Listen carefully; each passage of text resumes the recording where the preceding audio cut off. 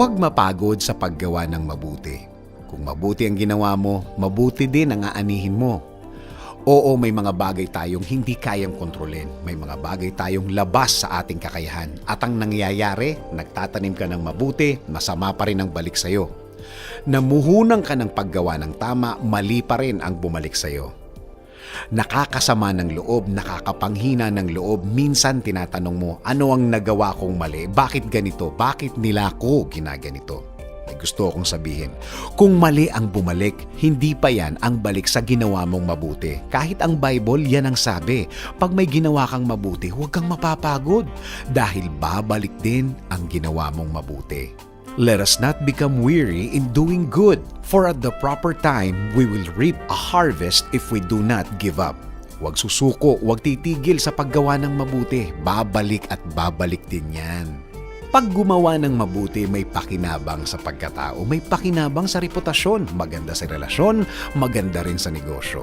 Kung kilala ka nilang gumagawa ng mabuti, mas dadami ang nagtitiwala, mas dadami ang maniniwala.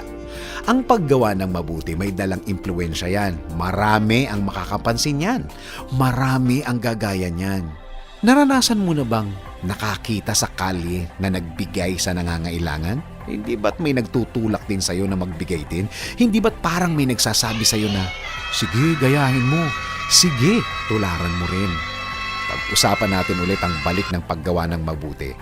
Kung 1:1 ang balik, kung may nagawa kang kabutihan sa isang tao, hindi ba't napakasarap ng pakiramdam sa taong yun na natulungan mo? At ang pakiramdam na yun ay babalik sa'yo sa pamamagitan ng paggawa din sa'yo ng kabutihan.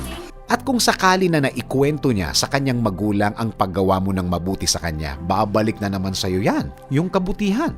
Naikwento rin niya sa kanyang kaibigan. Since nagustuhan at nabalitaan ng kaibigan niya ang ginawa mong mabuti, masarap din ang pakiramdam niya dahil may tumulong sa kaibigan niya. Siyempre, babalik na naman sa'yo yan. Paano kung nalaman ng buong pamilya? Di mas maraming balik na kabutihan ang aanihin mo. Kaya nga minsan, huwag nang ipagkalat ang ginawa mong mabuti. Hayaan ng Diyos na lang ang may alam.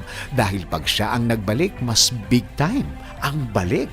Mas maraming mabuti ang makukuha. Hindi man laging pera ang balik sa iyo, babalik ito sa pamamagitan ng magandang kalusugan mo, magandang kalusugan ng pamilya mo, at lalong magandang kalusugan ng mga anak mo.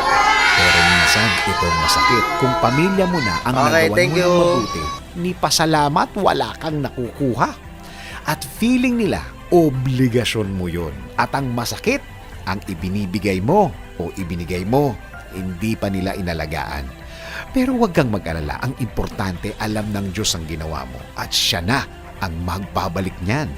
Big time pa.